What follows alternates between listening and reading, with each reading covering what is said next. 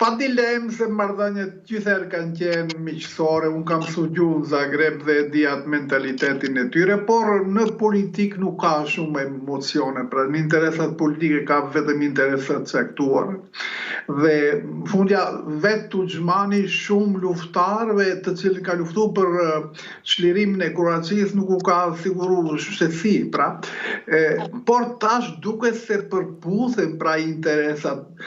Republika e Kroacisë në pjesën veriore, saj rreth 220 km kufizohet me Republika Srpska. Aty e nda një distrikt I cili emërohet Brčko. Dhe ajo është praktikisht e përzier në aspekt etnike dhe nuk është as në ndikimin e Republikës Srpskës, as në ndikimin e Federatës Bosnjako-Kroate.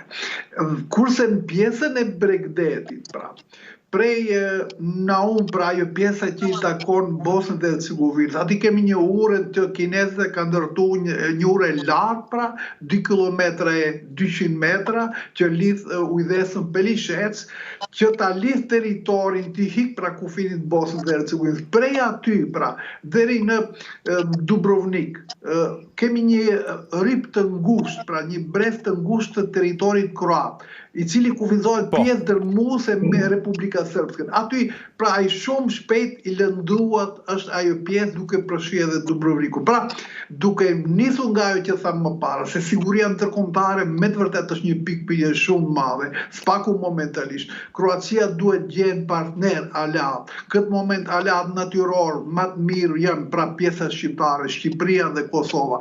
Malizia është në një dilem, pra sepse një segment I caktuar është akoma në atë nostalgjinë e lidhjes serbe.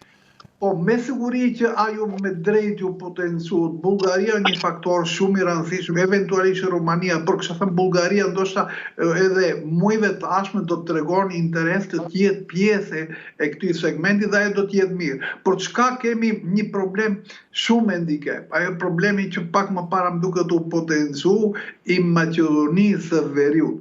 Struktura e tanishme menaxhuese e pushtetit, pra kryekput është lidhur për Serbisë dhe Orbanit apo Hungarisë. Fundit 1 miliard euro të cilët I kemi huazu, pra me kushe shumë volishme, ato nuk jepen për shkak syve të bukur, se kërkush prej këtyre nuk I ka sy të bukur.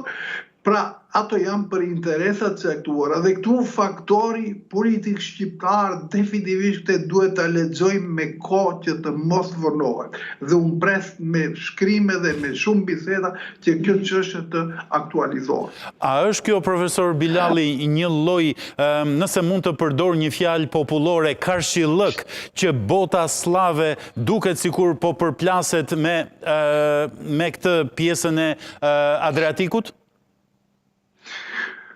Po, kësha thënë sepse bota slave praktikisht edhe Bullgaria është pra bota slave është edhe ajo pjesa malazeze që nuk dëshiron të jetë pjesë e Serbisë, pra nuk kisha thënë në segmentin slave, por kisha thënë në segmentin e gjenezës dhe aspiratave të tyre që t'jenë zot të vetvetin në trojet e tyre, pra. Serbia këtë e konteston dhe rrezikon dhe ajo është evidente. Dhe sot e kësaj dite shohim se Serbia është faktor kish në prodhimin pra e destabilizimit në rajon. Fati mirë që studentët tash janë shumë të organizuar dhe shpresoj do të ketë ndonjë ndryshim edhe atje. Po, të falenderoj.